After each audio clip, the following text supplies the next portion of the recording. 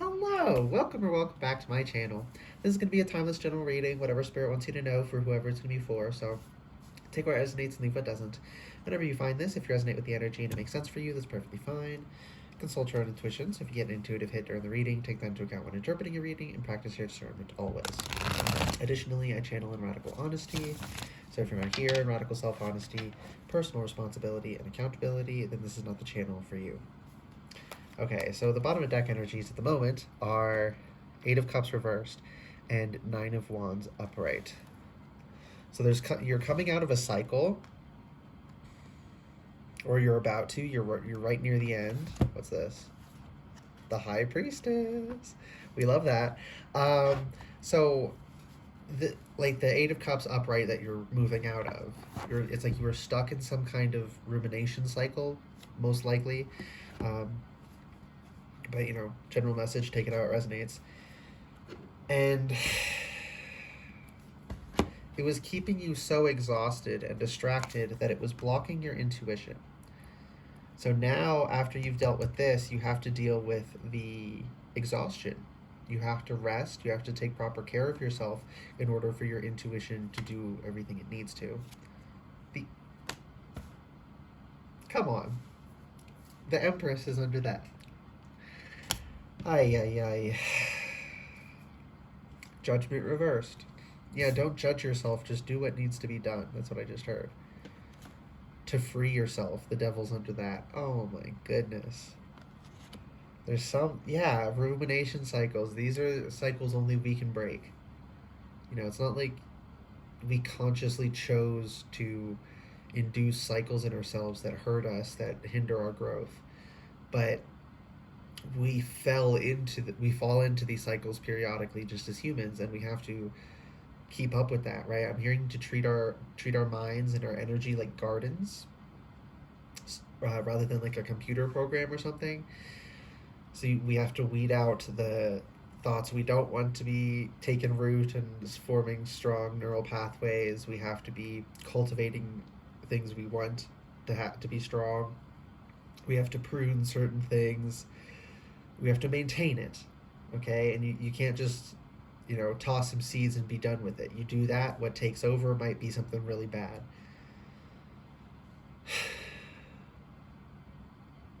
But it's kind of scary because it's like those parts of us don't want to die. So they fight desperately to prevent us from pulling them out, right? From weeding the garden. But we have to, because it's, damaging everything else. It's bad for the rest of us. And that energy is just going to be recycled. It's still part of us. But it's like, while it's in that form, it wants to stay. And it makes you feel guilty, almost. Or quite literally, like you're doing something wrong. But we have to push through that guilt, again, with the Judgment reversed. And the devil under that. These are psychological chains that are loose around their necks that only they can take off. So don't be judgmental with yourself. Just do what you gotta do. Okay. Nothing else from the tarot. No. What else are we gonna use? Let's go with the Zodiac. Barbieri Zodiac Oracle, I think. Pluto. Oh god. Oh no.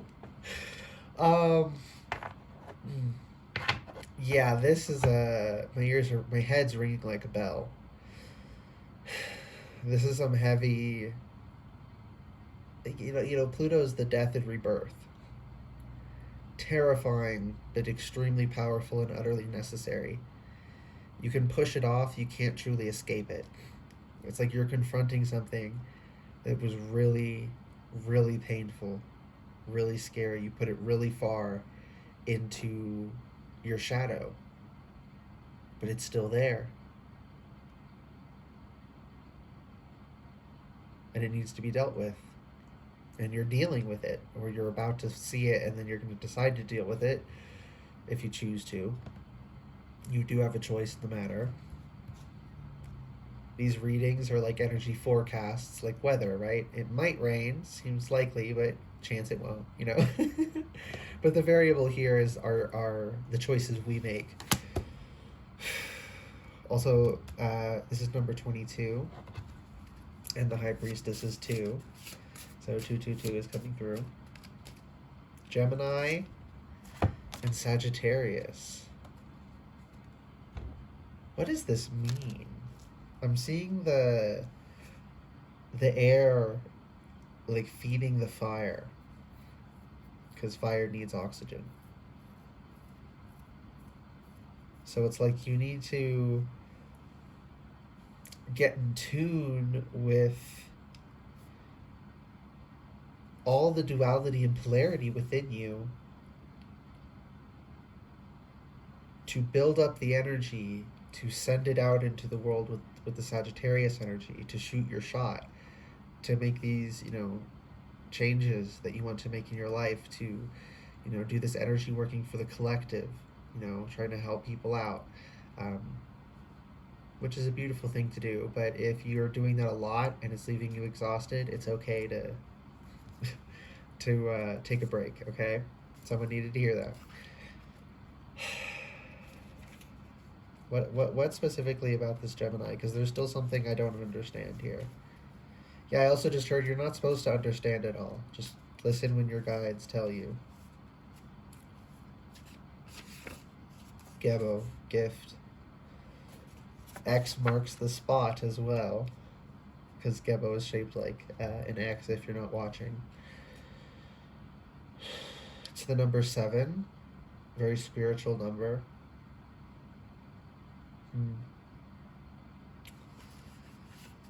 Something else? Yeah, from the runes. On Pluto? Okay.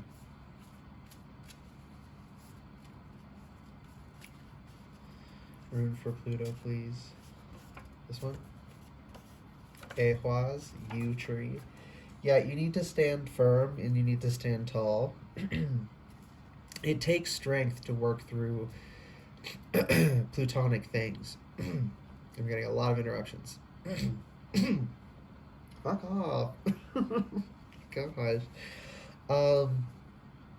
Yeah, because I think yew trees are hardwoods, so they're very strong, and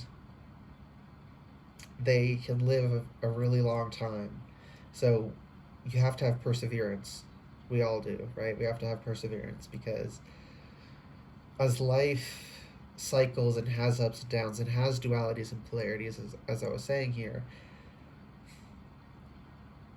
sometimes we have to go through a period of time where it's shitty. And we need to be able to get through that without being utterly miserable and just, you know, complaining and accomplishing nothing during that time. Just ending up exhausted afterwards. You know, before I figured out how to work with Mercury retrograde, it was so horrible. It was so horrible.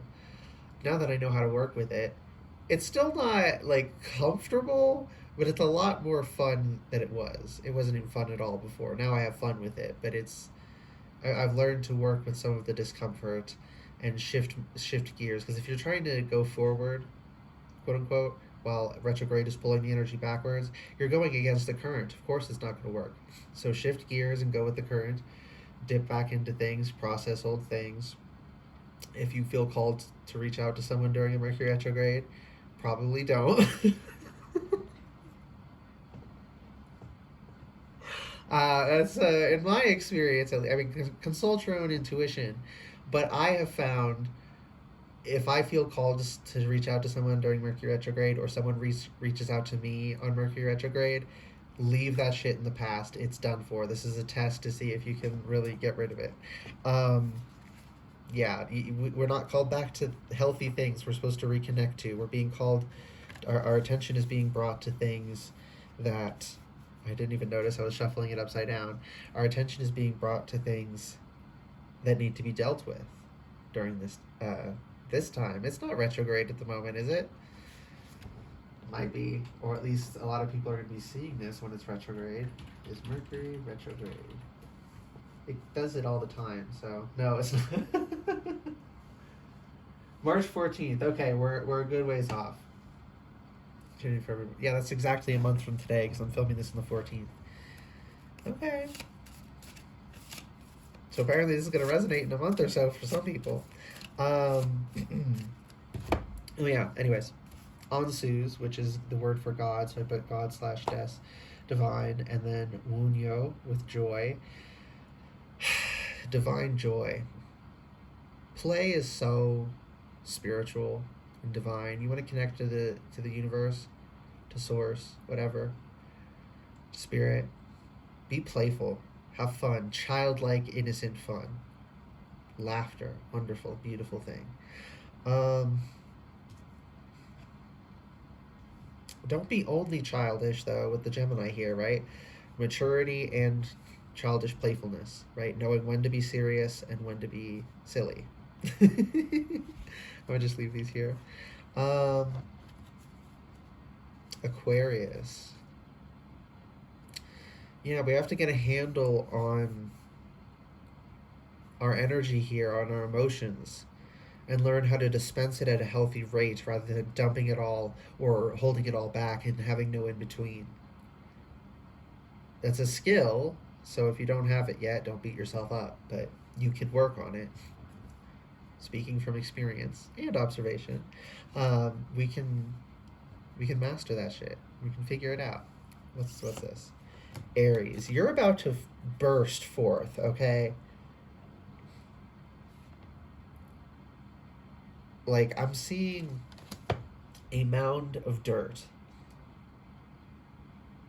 and then it explodes, and shards fly out everywhere, chunks fly out everywhere, and this flame shoots out with it. And you're in there, and it's like a phoenix emerging from the ashes kind of energy. And between the explosion, the flying debris, and now the flame emanating from you, you're going to be very visible and vulnerable at the same time with this plutonic energy, and you have to stand tall through that. You're going to have to be strong. But it's, oh my goodness, it's such a gift to go through this experience, and Spirit wouldn't, your team wouldn't set this up for you if you weren't capable of doing it. You know, that's kind of what pisses us off sometimes. Speaking from experience and observation, like for instance, you know, first waking up, quote unquote, spiritually. Usually, I know this was this way for me, and I've seen a lot of other people talk about this as well. I wanted to wake up for years before I did, and it was like, why? I'm asking, why won't you wake me up? I want to wake up. I want to be aware. And it was because I wasn't strong enough yet. I literally couldn't have. Okay, fuck off. I literally couldn't have handled it. Doing things before you're ready is a bad idea. It's okay to recuperate your energy. It's okay to go to the gym and build up your strength so that you can handle some, you know, physical. Like, I'm seeing like an obstacle course or something, like some kind of feat of strength. I just heard. Like, I'm also seeing someone scaling a mountain. So there's like this physical intensiveness. It's gonna be really good for getting in tune with your body. And again, I think I said this already. The point of embodying is to be embodied. So let's make the most of it and take care of ourselves. I think that's a good idea. Um, Anything else? Something from my note card deck. My other one. My oracles. This is just the 24 Elder Futhark runes. Yeah, you can. Someone needs to hear this. You can make your own tools. The power is not within the tarot cards. It's not in the oracle cards. It's in you. And these are tools we channel through. They can be very powerful to work with. Nothing wrong with working with them, but that's what they are. They're tools. They don't do shit on their own. I know that's a bit of a bummer to some people, but it's true.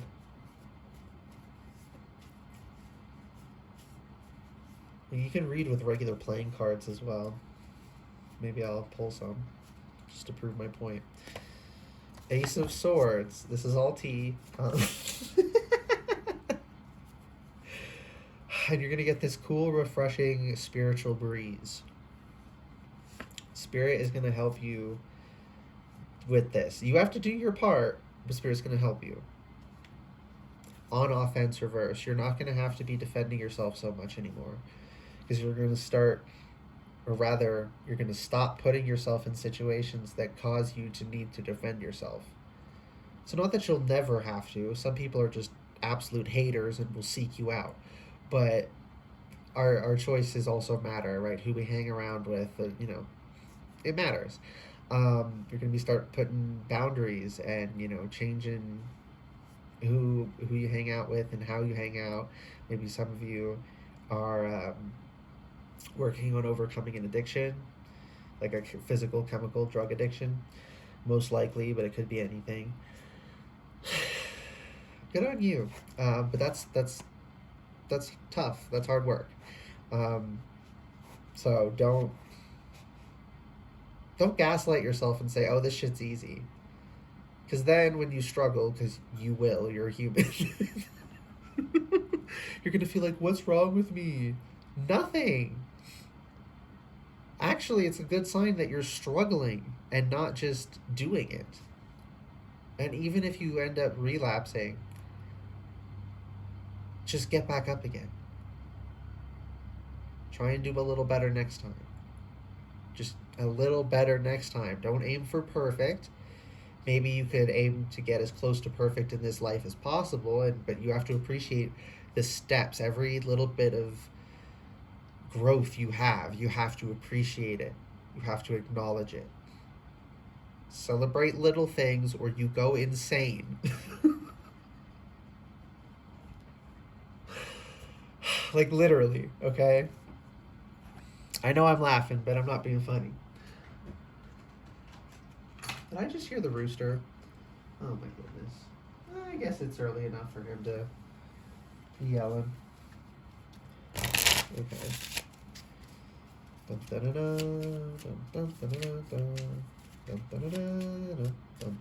What's that from?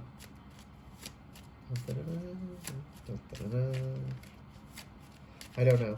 But that's something for somebody. My head's ringing like a bell. Okay. Any last messages? 9 of Cups reversed.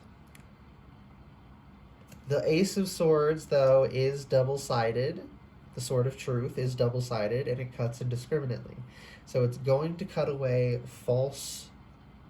falsely fulfilling ideas. So things that were not actually helpful for you. This hurts. There's no way through it that it doesn't.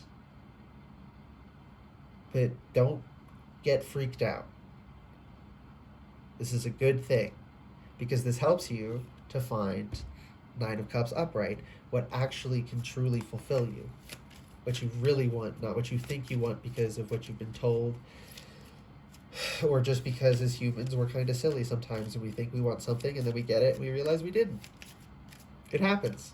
Let's not beat ourselves up over it. Let's just, I just heard improvise, adapt, overcome. 4 of Wands. Yeah, you have to, what this experience is really doing is, yeah, that's the rooster. If you could hear him. What was that? This experience is, I have a fucking rooster crowing. The masculine is yelling out. We need to indulge our masculine energies. We all contain both masculine and feminine, right? But that's like the action, the go-getting, rather than the divine feminine, the Empress type energy, which is the attraction. That's the usual way people talk about it. And it's a bit of both, right? You don't just do one or the other. But right now, that masculine aspect of us is really going to be very valuable. My ears ringing, especially my left ear, which is the divine feminine, confirming. So Mother Goddess, if you wish to call her, she's saying, yes, be in your, this is not, you're not neglecting your feminine. This is not bad in any way. I know there's some programming to convince us masculinity is bad. Um, but that's a them problem.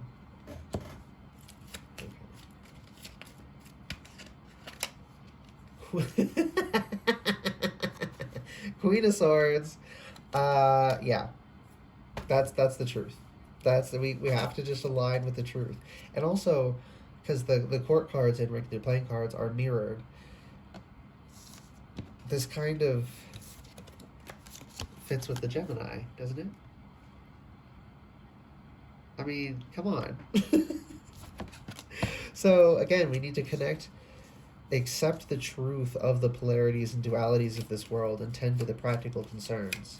There are practical considerations in spiritual matters. Four of Cups. You're going to be a little bit bored, but that's okay. Learn to be comfortable not being overstimulated all the time. That's a very specific thing for some of you, right? Like you're always listening to something or watching something. You feel like you can't function. It's probably to drown out, like intrusive thoughts or something, or some emotions you're trying to avoid. But you need to confront them. Again, Pluto energy, 8 of Cups reversed. You're breaking a heavy emotional cycle, so don't take that lightly. Okay, what else? Just the bottom of deck energy, please. 2 of Wands.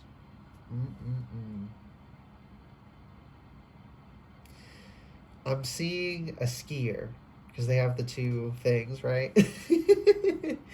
And again, that's talking about the polarity, the duality, working with both our masculine and our feminine, and every other polarity and duality about us. I'm also seeing Janus in my mind's eye. I think it's like a Roman god of doorways, beginnings, endings, time, and some other stuff. He's got the 2 faces, one looking left and one looking right. So to the past and to the future. Yes. A good time. Also, I didn't even notice with the freaking High Priestess, the pillars of, light and dark. Like, come on. It's just over and over. This energy's coming through. But anyways. I'm also hearing, it's a line from one of the characters, Karma. That's her name. Karma from League of Legends, I think it's her, says, I saw 2 paths and made a third between. Something like that. People like right hand path or left hand path, like, babes, you got 2 hands. I mean, most of us do anyway. It's okay if you don't. But as humans, the natural, normal thing is to have 2 hands, a left and a right. Maybe we should, learn to use both. Not that we need to, become ambidextrous, or that we can't be rooted in whatever people consider, I think it's right hand that people consider positive and left hand negative. You can be more in the positive, but sometimes you gotta send some spiritual attacks back. Sometimes you gotta dip in that energy a little bit and defend yourself. You won't incur karma for it. It's not how it works. If you start shit, you'll get in trouble. But if someone else starts shit and you end it, you don't get in trouble. Okay, anything else? Nope, apparently we're all done. That was fun. I hope this reading resonated and it was helpful for you. If it did resonate and it was helpful, 2424. What was I saying? If it did resonate and it was helpful, please like the video, comment anything you want, and subscribe to the channel if you'd like to see more readings from me in the future. Why was that so hard to say? Yeah, anyways, goodbye and good luck. This is really good energy, but it's going to be a little bit uncomfortable as well through these adjustment periods. But that's not a bad thing, okay? And remember to laugh. Okay, now bye.